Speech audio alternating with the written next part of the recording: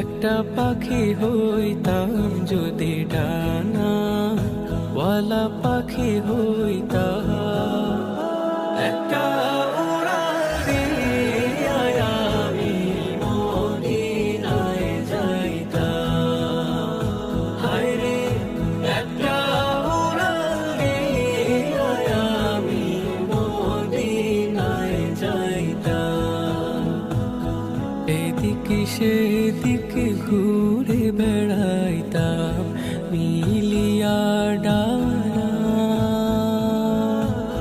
যেথায় পড়েছিল নবী কদম খানা।